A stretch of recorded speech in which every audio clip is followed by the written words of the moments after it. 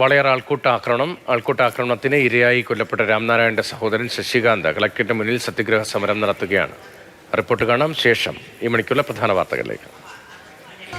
കുറച്ച് നാളുകൾക്ക് മുൻപാണ് രാംനാരായൺ ഭാഗേലിനെ വാളയാറിൽ ആൾക്കൂട്ടം ആക്രമിച്ചു കൊലപ്പെടുത്തിയത്. ആ കേസിലെ പ്രതികളെ ജാമ്യം ലഭിച്ചതിൽ പ്രതിഷേധിച്ചുകൊണ്ടുള്ള ഒരു പ്രതിഷേധമാണ് പാലക്കാട് കളക്ടറേറ്റിന് മുന്നിൽ നടക്കുന്നത്.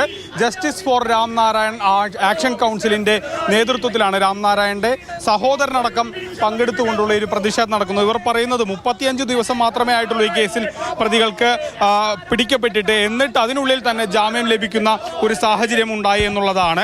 जो हमारी मामले में जो यहाँ प्राथमिक कोर्ट है उसने जो है आरोपियों को जमानत में जो है रिहा कर दिया है, तो हम इस मामले को जो है हाई कोर्ट में जो है अपील कर रहे हैं. കേരള സർക്കാരിനെ സംബന്ധിച്ചിടത്തോളം വളരെ പ്രധാനപ്പെട്ട ഒരു കേസാണ്.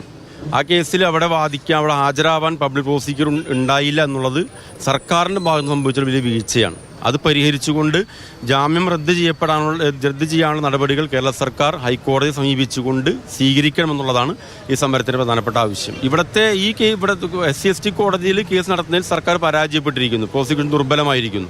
അതുകൊണ്ട് ജാമ്യം റദ്ദ് ചെയ്യാൻ ഇനിയുള്ള നടപടി ഹൈക്കോടതി സമീപിക്കുക എന്നുള്ളതാണ്. വകുപ്പുകൾ ചുമത്തിയിട്ടുണ്ട് എന്നുള്ളത് വസ്തുത. അത് ഈ വിഷയത്തെ മാത്രമല്ല, ആൾക്കൂട്ട കൊലപാതകം നടന്ന സർക്കാർ അറിഞ്ഞിട്ടില്ല. ആക്ഷൻ കൗൺസിലിന്റെ ശക്തമായ ഇടപെടലുണ്ടായതിനു ശേഷം മാത്രമാണ് സർക്കാർ ഇതിലേക്ക് വന്നിട്ടുള്ളത്. ഇപ്പോഴും ഈ കേസിൽ ഈ പ്രതികൾ ജാമ്യം ഉണ്ടാകുമ്പോൾ പോലും സർക്കാർ മൗനം പാലിക്കുകയാണ്. സർക്കാർ ഇത് തിരിച്ചറിയണം, എന്നിട്ട് വളരെ പെട്ടെന്ന് ആക്ഷൻ എടുത്തുകൊണ്ട് സംഭവിച്ചു പോയ അബദ്ധം തിരുത്താൻ തയ്യാറാകണം എന്നുള്ളതാണ് ആവശ്യപ്പെടാനുള്ളത്.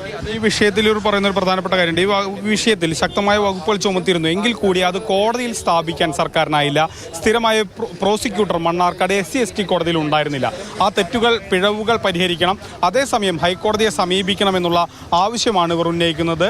ഈ ആവശ്യം ഉന്നയിച്ച് കളക്ടറേറ്റിന് മുന്നിൽ അനിശ്ചിതകാല സത്യാഗ്രഹമാണ്. രാംനാരായണന്റെ സഹോദരനടക്കം ഉണ്ട്. ജനകീയ സമിതിയാണ് ഈ പറയുന്ന പ്രതിഷേധം നടത്തുന്നത്. Gokul VS, Mathrubhumi news, Palakkad.